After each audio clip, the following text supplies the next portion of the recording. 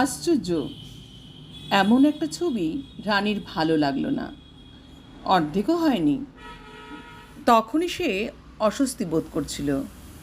আগে পেছনেও পাশের দর্শকগুলো তন্ময় হয়ে দেখছে, কিন্তু রানী তার চোখ দুটো যদিও পর্দার দিকে রেখেছে, ভালো লাগছে না তার।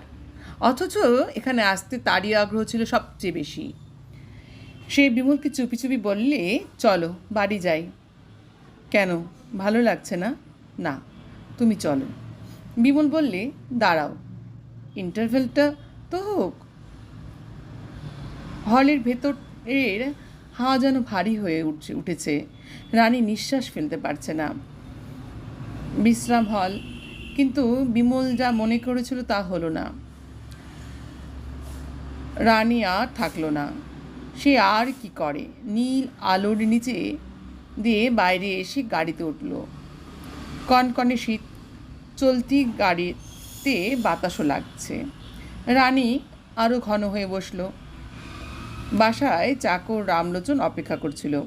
রানী গিয়ে তাকে বিদায় দিয়ে দিলে, তারপর ওপরে গিয়ে একেবারেই বিছানায় শুয়ে পড়ল, যেন এই শীতের রাতে অনেক ক্লান্ত। ওর ওই এক দোষ, একটা সামান্যতম কিছু অসঙ্গতি ঘটলে সে তা চেপে রাখতে পারে না, প্রকাশ করে ফেলে। কিন্তু ওদিকে আবার কি যে অসঙ্গতি ঘটেছে তাও সহজে জানাবে না। এখন যদি কেউ তার অনুভবের তীক্ষ্ণতায় জানতে পারে। বিমল একটা চেয়ারে বসেছিল। ঘরে জানলাগুলো বন্ধ, টেবিলের ওপর আলো জ্বলছে। কিছু পরে রানী জানলাগুলো খুলে দিয়ে খাটের ওপর বসল। বাইরে ভয়ানক হিম পড়ছে। জানলা খোলার কি দরকার ছিল? থাক না খোলা, পরে বন্ধ করে দেব। বিমল একটা সিগারেট ধরালো। কথায় কথায় রানী বললে, আচ্ছা, মেয়েটি যে ওরকম অবৈধভাবে ভালোবেসে চলল, ওর শেষ কোথায় জানো? শেষ পর্যন্ত দেখলেই তো জানা যেত।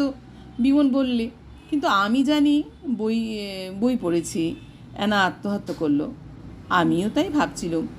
ওরকম জীবন কখনো ভালো নয়, তার শেষ কখনো ভালো হতে পারে না।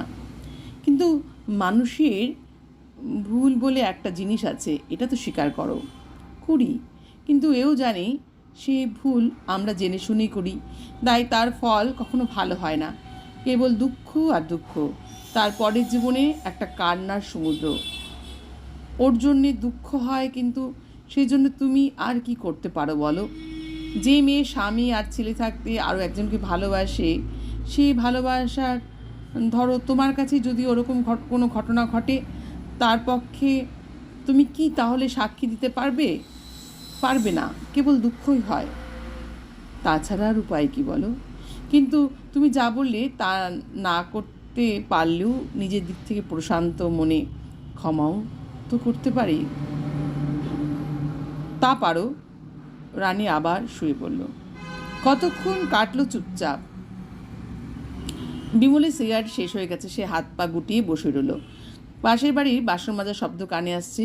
ঘুমুলে, না, হঠাৎ অত মনমরা হয়ে গেল কেন? বিমল যেন অনেক সাহসে বললে, কি হবে অত পরেরটা ভেবে?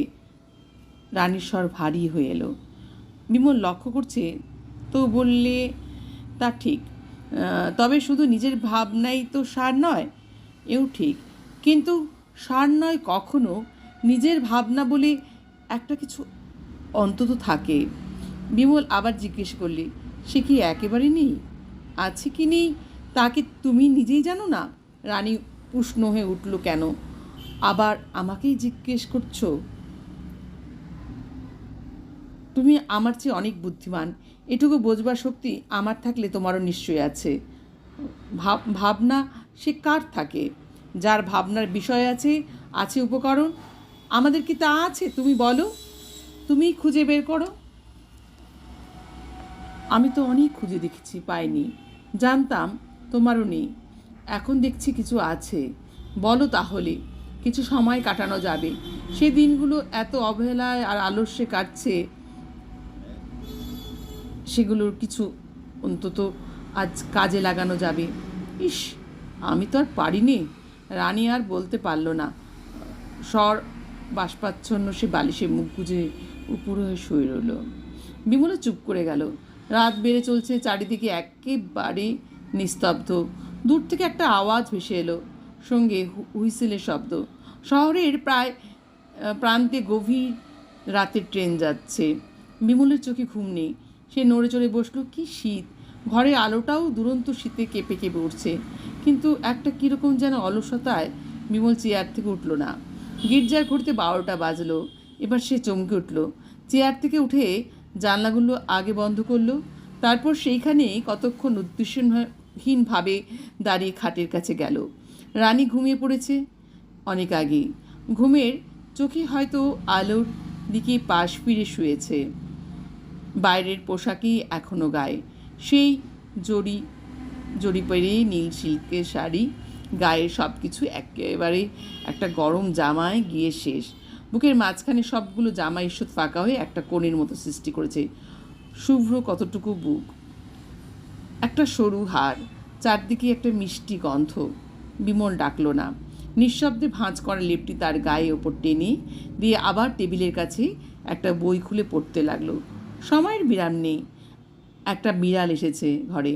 ব্যাপারটা খুব আশ্চর্য নয়, কিন্তু আশ্চর্যের যা তা হচ্ছে ওর ভীষণ চেহারা। গায়ের রং মিশকালো, একটা সাদা ছিট নেই, আর চোখ দুটো আলোয় ভাঁটার মতো জলজল করে। হঠাৎ দেখলে ভয় করে। বিড়ালটা বিমল দেখতে পেয়েছিল। সে এটা আরও অনেকবার দেখেছে, কিন্তু অন্যবার আজ রাতের মতো হয়ে ওঠেনি। সে চেয়ে রইল তার দিকে একদৃষ্টে। বিড়ালটাও চেয়ে আছে একই রকমভাবে। বিমলের হঠাৎ ভয়ানক হাসি পেল।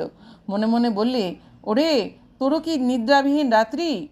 কিন্তু এখন হাসবার কথা নয়, ভয় পাওয়ার নইলে রাখবার কথা। বিমল এবার রেগে গেল। হাতের কাছে যা ছিল একটা সিগারেটের কোটো, খুব চুপি সেটা হাতে নিয়ে হঠাৎ ছুঁড়ে মারল বিড়ালটার দিকে। কিন্তু তার গায়ে সে লাগলো না। বিড়ালটা সেখান দিয়ে এসেছিল যেখান দিয়ে দৌড়ে পালালো। ইতিমধ্যে কৌটো শব্দ শুনে রানী জেগে উঠেছে। বিমল অপ্রতিভাবে হয়ে তাড়াতাড়ি আবার বাইরে বইয়ে মন দিল। রানী আশ্চর্য বলল, ও কি, তুমি এখনও বসে? সে আস্তে আস্তে উঠে তার কাছে এলো। বললে, কটা বেজেছে? বোধহয় একটা। রানীর চোখ দুটো বড় হয়ে গেল। বলল, আর তুমি এখনও জেগে? তা এমন কি হয়েছে? রাত 1টা এমন কি? বেশি ঘুমোনো কি ভালো? জগতে যত বড় বড় লোক আছেন তারা কখনো বেশি ঘুমোননি। বই খুলে দেখো গিয়ে। এই কয়েক ঘন্টা আগের কথা রানীর মনে পড়ল। হঠাৎ অনুতাপে আরও একটা দুঃখে তার চোখ দুটো সজল হয়ে এলো। বলল, তুমি কি বড় লোক? না, তা নই, কিন্তু মহাজনপন্থা অনুসরণ তো করতেই হবে। দরকার নেই। রানী যেন ভয়ানক অনুতপ্ত হয়ে বলল, আমার অনেক অপরাধ হয়েছে। তুমি এখনও না খেয়ে আছো, আর আমি কিনা ঘুমিয়ে পড়েছিলাম। আমাকে ক্ষমা করো। মাথাটা নিচু করে সে 2 হাত জোর করলো।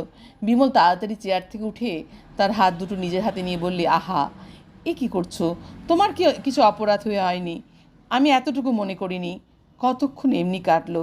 রানী হঠাৎ বললি, চলো খেতে। বিমল খেতে গেল।